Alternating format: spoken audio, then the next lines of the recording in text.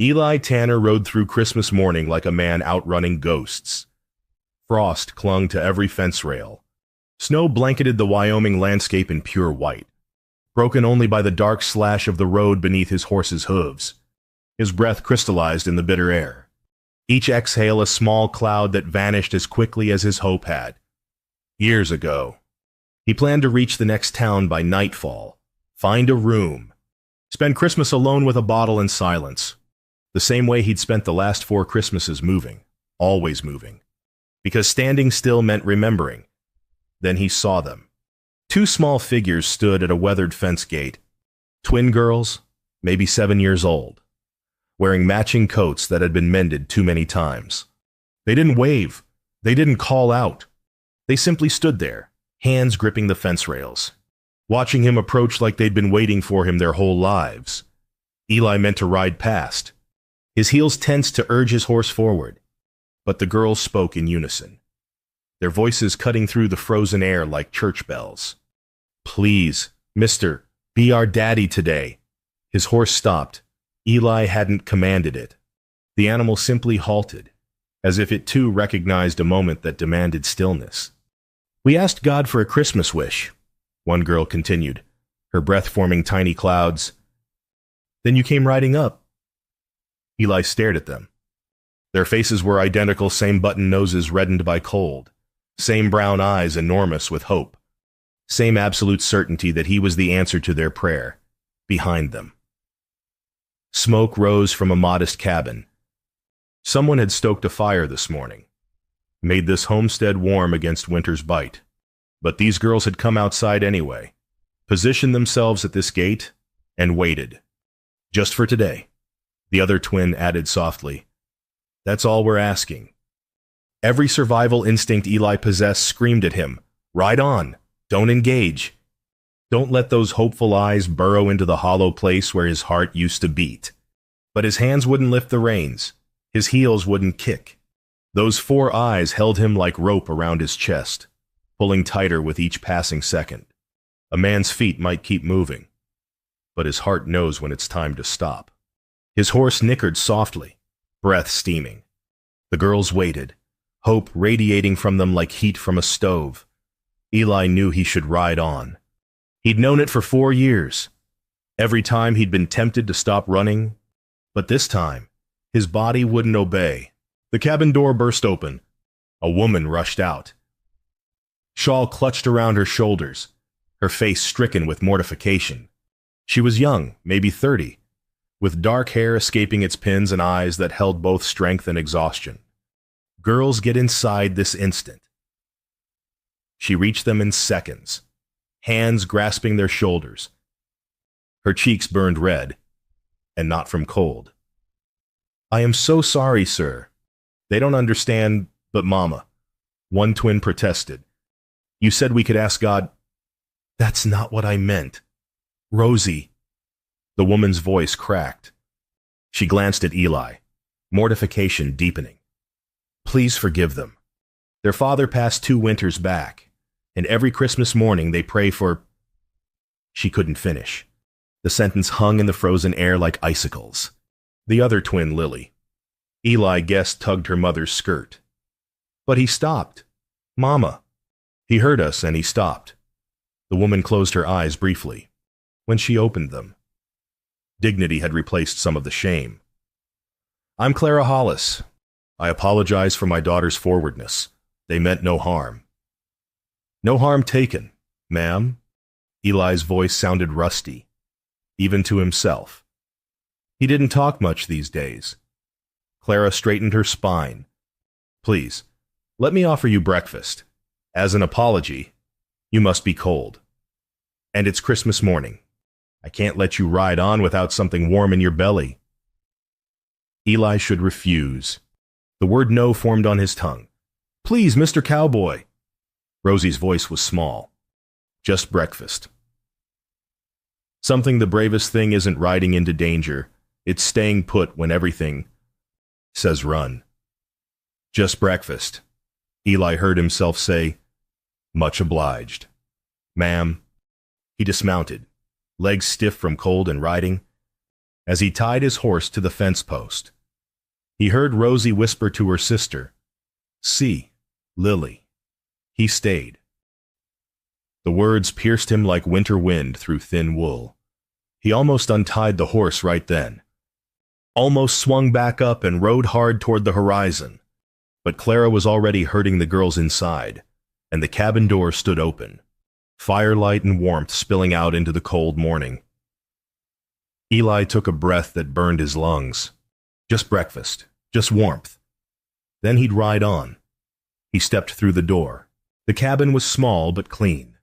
A fire crackled in the stone hearth, casting dancing shadows across scrubbed wooden floors. The table was set for 3, but Clara quickly added a 4th plate. Everything showed careful mending: the curtains, the chair cushions, the quilts folded on the beds visible through an open doorway. Poor but proud. Clean but patched. "Sit, please." Clara gestured to the head of the table. "Girls, wash your hands." Eli removed his hat, fingers fumbling with the familiar motion. He sat where she indicated, and immediately felt the weight of the empty chair beside him. Ghosts filled that space: his wife's gentle presence, his son's eager chatter. He pushed the memories down hard.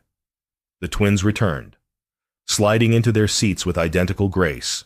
They stared at him with unabashed curiosity. "Do you have children, Mr. Cowboy?" Rosie asked. "Rosie?" Clara's voice held warning.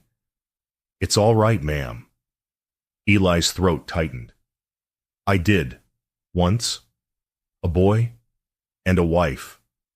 Fever took them both, 4 years back." The cabin fell silent except for the fire's crackle. Lily reached across the table and patted his weathered hand. "I'm sorry your family went to heaven," she said softly. "Ours went too. Papa makes good company for them. I bet."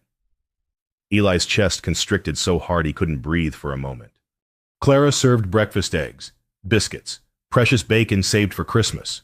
Simple food that tasted like effort and care. She didn't pry into his loss, just offered quiet respect and a warm meal. The girls ate quickly, then disappeared to their corner. They returned carrying 2 small carved wooden horses. "Papa made these," Rosie said proudly. "Before he went to heaven. See the manes he carved every hair." Eli examined the horses with careful hands. The craftsmanship was good, better than good. Each horse had distinct personality, carved by hands that knew both tools and love. "Your papa was skilled," he said. Both girls beamed. "Mr. Cowboy," Lily's quiet voice. "Will you stay for Christmas dinner too? Mama's making venison stew. It's our special meal." Clara started to refuse on his behalf. "Girls, Mr. Tanner surely has places to be. Just dinner." The words left Eli's mouth before his mind caught up. "Just today, if your mama doesn't mind." Clara's eyes widened slightly, then softened. "We'd be honored." A wise man knows when he's been outfoxed, especially when the foxes are knee-high and wearing pigtails. Outside, snow began falling in earnest, fat flakes drifting past the window like white feathers. Eli watched them fall and realized what he'd agreed to. A whole day. With a family that wasn't his. In a home that could crack open every sealed wound inside him. His hands trembled slightly as he lifted his coffee cup. Just today. He could survive just today. Eli couldn't sit still. By mid-morning, restlessness drove him outside despite the falling snow. His hands needed work. His mind needed occupation. Idleness left too much room for thinking, and thinking led to remembering, and remembering led to pain. The homestead offered plenty of distractions. The woodpile was dangerously low for winter. The fence had gaps where posts had rotted. The barn door hung crooked, letting in drafts that would sicken any animal inside. Eli found an axe in the barn and started splitting wood. The rhythm soothed him. Lift, swing, crack. Each split log was a thought silenced. He'd only been working 10 minutes when Rosie appeared. "What you doing, Mr. Eli?" She stood at a safe distance, watching with bright eyes. Building up your woodpile. Can I help? You can stack what I split. She set to work with enthusiasm, small arms struggling with logs half her size. Her sister Lily emerged from the cabin, watching from the porch. She didn't join, but her eyes tracked every movement Eli made. Clara appeared with a water bucket. You don't have to do this, she said. Can't sit idle. Eli swung the axe again. Besides, you need the wood. She studied him for a moment, then nodded. I'll help with the fence then. Been meaning to fix it before spring. They worked in companionable silence, Clara proving herself capable with tools. She wasn't performing gratitude or helplessness. She was simply working alongside him. Two adults fixing what needed fixing. Eli respected that. By afternoon, he'd restocked the woodpile, repaired 3 fence posts, and adjusted the barn door until it hung true. His muscles ached pleasantly. His mind had quieted. Mr. Eli. Mr. Eli. Rosie ran toward him, Lily following more slowly. We made you something. They thrust a paper at him. Eli looked down at a drawing done in charcoal. 3 stick figures stood in front of a cabin. Below them, in careful child's writing, me, Rosie, and Mr. Cowboy Daddy. His throat closed completely. Do you like it? Rosie bounced on her heels. Lily drew it. She's the good artist. I did the letters. Lily watched him with quiet intensity.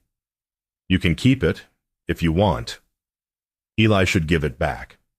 Should explain that he wasn't their daddy. Wasn't anybody's daddy. Couldn't be what they needed. But his fingers curled around the paper's edges protectively. It's real fine, he managed. Best gift I've had in years. Both girls glowed like they'd swallowed sunshine. Clara called from the porch. Dinner will be ready soon. Girls, come wash up. As they ran toward the cabin, Rosie called over her shoulder. Daddy always said every tool has a purpose. You're our Christmas tool, Mr. Eli. Clara touched his arm gently as she passed. Thank you for everything. Eli stood in the falling snow, clutching a child's drawing, his chest aching with an emotion he'd thought he'd buried forever. Idle hands make a man think too much. Best keep them busy before the heart starts talking.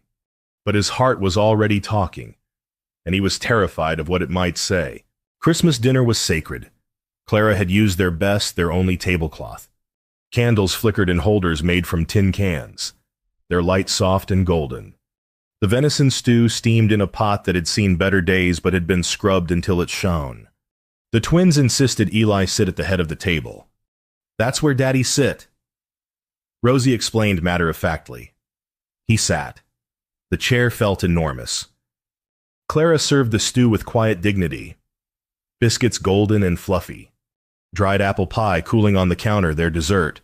Simple food, humble offerings, but presented with such care that Eli's heart clenched. Mr. Eli, Lily's soft voice. Will you say grace Papa always said grace? 4 years since he'd spoken to God. 4 years of silence and anger and grief so deep it had no bottom. But those brown eyes waited, trusting. Eli bowed his head. The girls followed instantly. Clara's head lowered, her lips pressed tight. Lord, Eli began, his voice rough. Thank you for this food, for the hands that prepared it, for, he swallowed hard, for shelter from the storm, and for the grace of second chances. Amen. Amen, the girls chorused when Eli looked up. Clara's eyes glistened with unshed tears. She blinked them back quickly. Dinner passed with gentle conversation. The girls chattered about their horses, their favorite games, their papa's stories. Eli listened more than talked, but his silence felt comfortable rather than cold. After pie sweet and tart and perfect, the twins grew drowsy. They curled by the fire, wooden horses clutched in small hands. And within minutes their breathing deepened into sleep. Clara covered them with a quilt. Then she settled into the chair opposite Eli, firelight painting her features in warm bronze. "I should explain," she said quietly. "About their father." Eli waited. Thomas was a good man, strong, hard-working. Her voice steadied. "He died in a logging accident. The foreman rushed the work, ignored safety. Thomas warned him. He died for that warning." Her hands twisted in her lap. "I sought justice, compensation for my girls. The foreman had connections, town council, businessmen. They closed ranks." Her jaw tightened. "Called me a troublemaker. Said I should accept what happened and move on. Said Thomas knew the risks." Eli's fists clenched. "They've shunned us since. Won't buy my eggs. Won't let the girls play with their children. We manage. But," she looked at her sleeping daughters, "they deserve better than silence about their father's death. Truth has a way of coming out. Like smoke through cracks can't keep it sealed forever." Eli's moral compass, dormant for 4 years, stirred with old righteous anger. Injustice. A widow and orphans punished for seeking truth. "You did right," he said firmly. "Seeking justice ain't troublemaking." Clara's eyes met his, surprise and gratitude mingling. "Thank you for saying that." The fire crackled. Outside, snow fell steadily. "Whatever happens tomorrow," Clara whispered, "thank you for today. You've given them the best Christmas since their father died." Eli looked at the sleeping girls, their peaceful faces, their trusting surrender to dreams. He should leave at dawn. Before he made promises he couldn't keep. But his heart whispered otherwise, and this time he couldn't silence it completely. Morning brought trouble wearing a smile. Eli woke in the barn where he'd insisted on sleeping. Proper boundaries, he'd told Clara. She'd accepted with understanding. The cold had seeped into his bones overnight, but the day dawned bright and clear. Snow glittered like scattered diamonds under a blue sky. He was feeding his horse when the twins burst into the barn. "Mr. Cowboy Daddy, come see the snow." Rosie grabbed his hand. "It's so sparkly." Before he could respond, another voice cut through the morning air. "Mrs. Hollis." Eli stepped outside. A rider approached through the snow, a man in his 50s, well-dressed, sitting his horse with the confidence of authority. His smile seemed painted on, not grown there.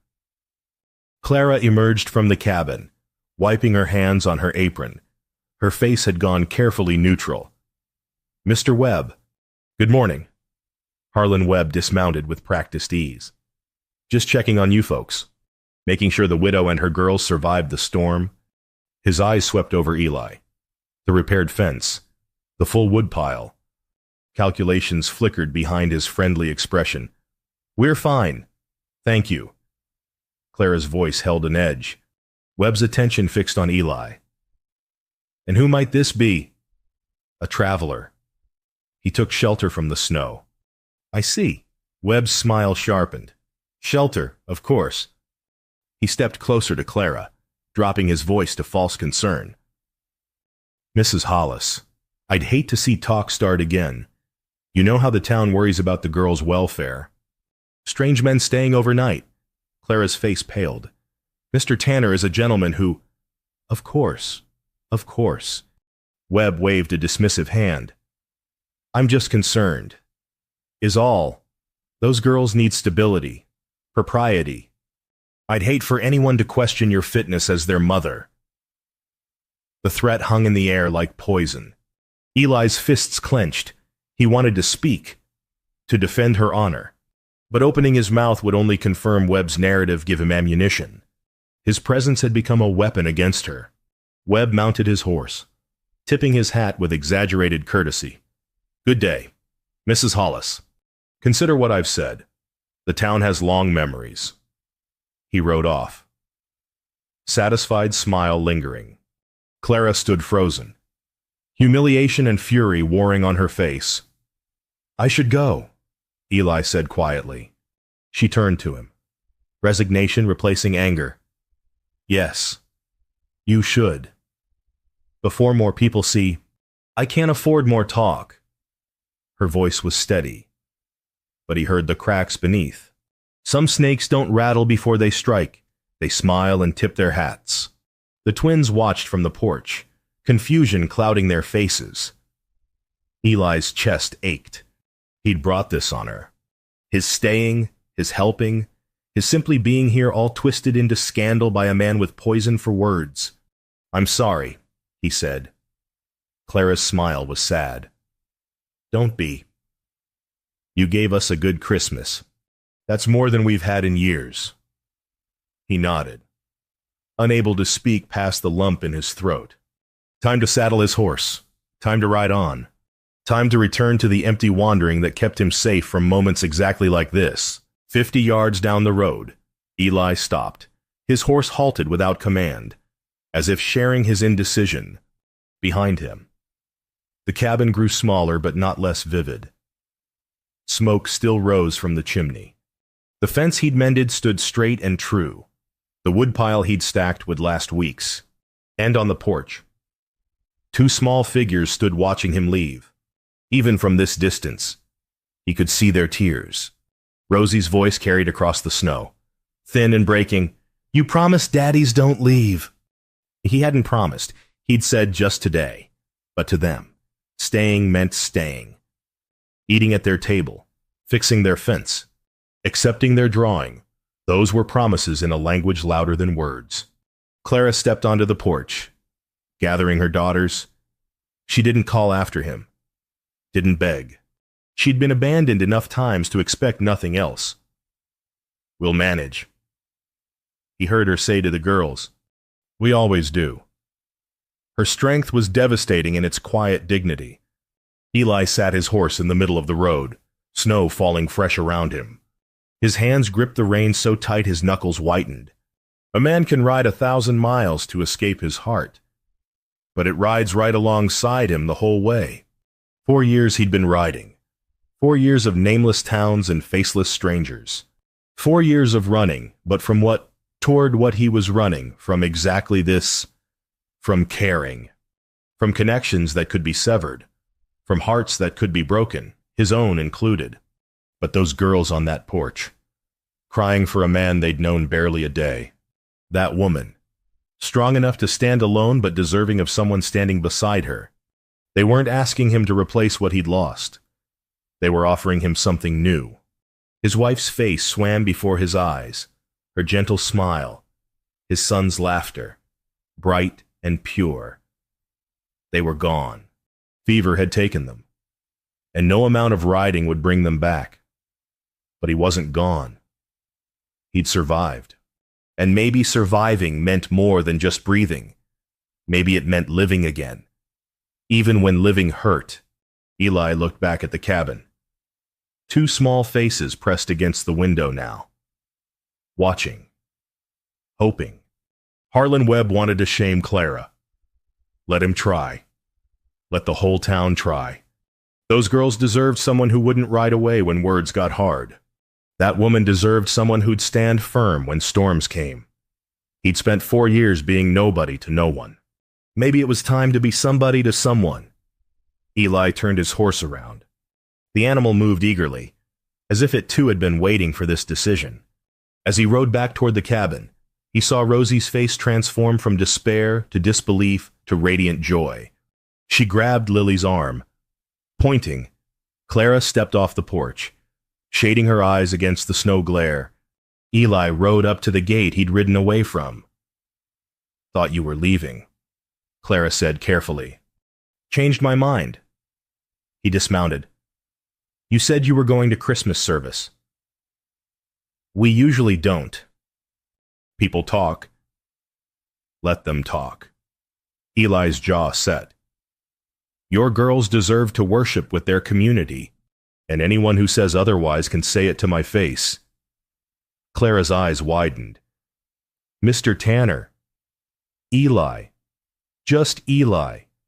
He looked at the twins, now running toward him through the snow. Some things are worth standing for. Ma'am. Some people too. Rosie launched herself at his legs.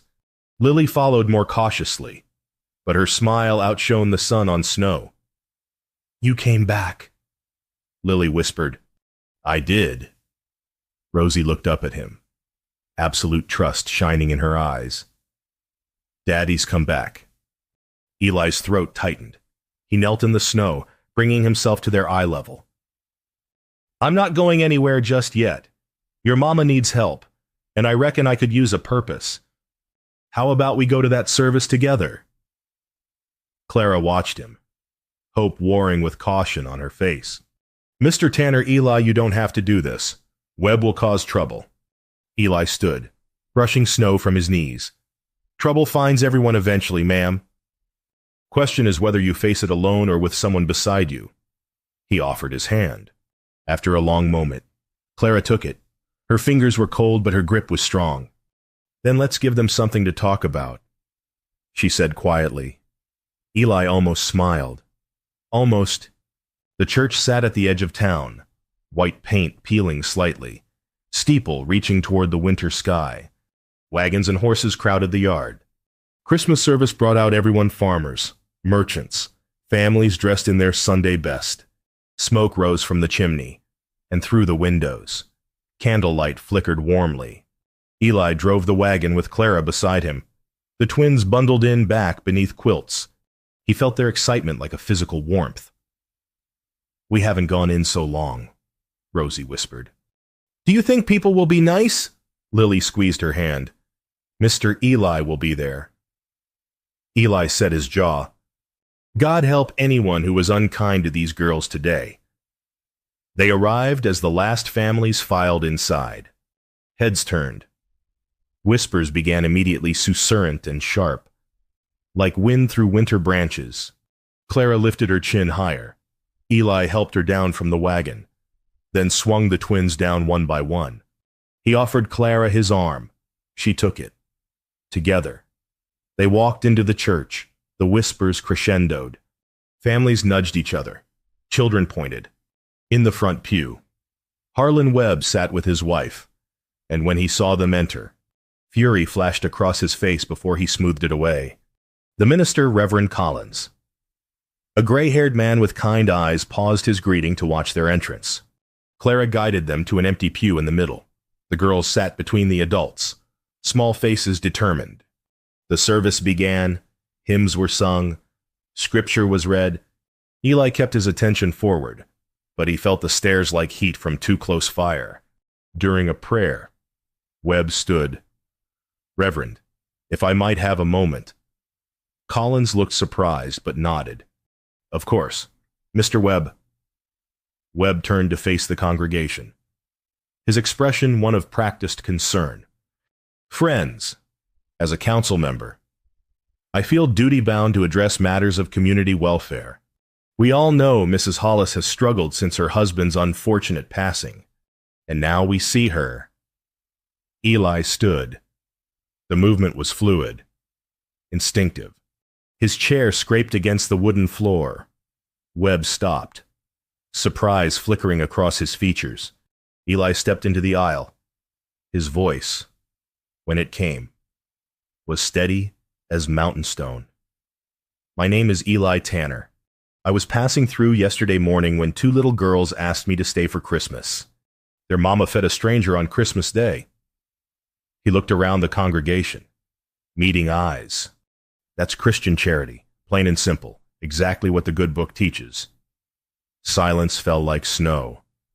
This woman, Eli continued, has maintained her dignity despite losing her husband under unjust circumstances. She's raised her daughters with love and strength. She's asked nothing from this town except fairness. Webb's face reddened. Now see here. Anyone who thinks differently, Eli said firmly, can say it to my face, and we'll sort out who's really lacking virtue here. The congregation held its breath. Then, from the back pew, an elderly woman stood, Mrs. Patterson, silver-haired and bent with age, but her voice rang clear. I remember when Thomas Hollis rebuilt my porch after the storm. Wouldn't take payment. Said neighbors help neighbors. She looked around. Good people. The Hollises always were. Some of us forgot that. Another woman stood. Mrs. Crawford, who ran the mercantile with her husband. Clara Hollis's eggs were always the freshest. My customers asked after them when I stopped buying. A man stood, old Farmer Jenkins, respected for his honesty. That foreman should have answered for Thomas's death. We all know it. We just didn't want to say it. One by one, people stood. Not everyone, Webb's closest friends, remained seated, but enough. Enough to shift the balance. Webb's face had gone pale with fury, but he found himself outnumbered. Reverend Collins stepped forward, a gentle smile on his weathered face. On Christmas, we celebrate a child who changed the world. Perhaps we should listen when children speak. He looked at the twins, their faces bright with wonder. And perhaps we should remember that charity isn't just giving what's comfortable, it's giving what's right. He turned to Webb. I believe we should continue with the service. Mr. Webb, unless you have anything more to add. Webb sat heavily, defeated by quiet truth. A man's word, spoken true in front of God and neighbors, carries more weight than 100 whispered lies. The minister nodded to Eli. Mr. Tanner, thank you for your words. Will you join us for the rest of the service? Eli returned to his seat. As he sat, Clara's hand found his and squeezed once, tight with gratitude and something more. Rosie beamed at him. Lily leaned against his arm. The congregation began to sing again. And this time, the sound felt different, warmer, more complete. After the service, neighbors approached Clara. Apologies murmured. Invitations extended. Mrs. Patterson insisted they come for New Year's dinner. Mrs. Crawford mentioned she'd like to buy eggs again. Harlan Webb left quickly, his wife trailing behind. Clara received each overture with grace and dignity, her daughters standing proudly beside her. Victory tasted like peace, not vengeance. The ride home was quiet, but not empty. Winter light turned golden as afternoon deepened. Snow lay pristine across the landscape, sparkling where sun touched it. The horse moved steadily, pulling the wagon through tracks already made. The twins had fallen asleep against Eli's shoulders, their small bodies warm and trusting. Their weight felt like responsibility, like purpose, like home. Clara sat beside him, her face peaceful in a way he hadn't seen before. The tension she carried, that constant vigilance of a woman alone, had eased slightly. Thank you, she said quietly. You didn't have to do that. Yes, I did. She looked at him, really looked. Why? Eli considered the question as the wagon rolled forward. Why had he stood up? Why had he spoken? Why had he come back at all? Because some things matter more than being comfortable, he finally said, and some people are worth the trouble. Clara's smile broke like sunrise over snow. They reached the homestead as the light began to fade. Eli carried each sleeping girl inside, one over each shoulder. Their slight weights precious as gold. He laid them in their bed, and Rosie stirred. You came back, she murmured, only half awake. I did. Are you staying for a while? Promise. Eli brushed hair from her forehead with rough fingers made gentle. I'll be here when you wake up. That's a promise. Lily's eyes opened briefly. Good, she whispered. Then both girls drifted back into sleep, peaceful and secure. Clara stood in the doorway. Watching, Eli straightened, suddenly aware of the intimacy of the moment. A man in a woman's home, tucking her children into bed.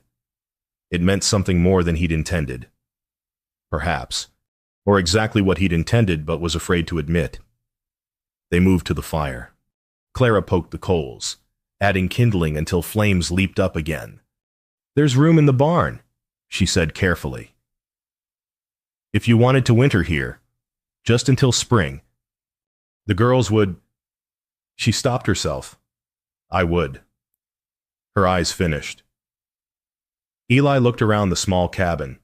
The drawing on the mantel, 3 stick figures labeled family.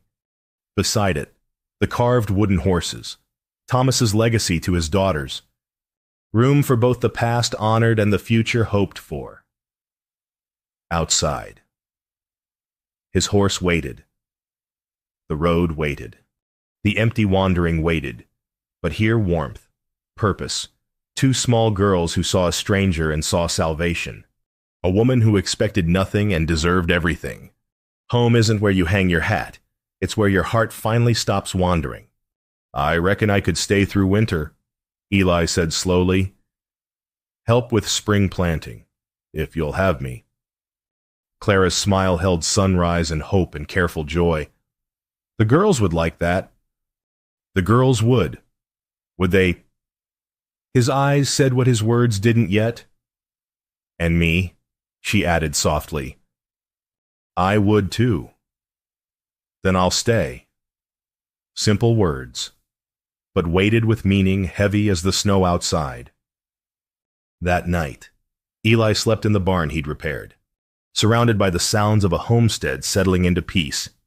Hay rustled beneath him. The horse breathed steadily in the next stall. Through the door crack, the cabin's window glowed gold with firelight.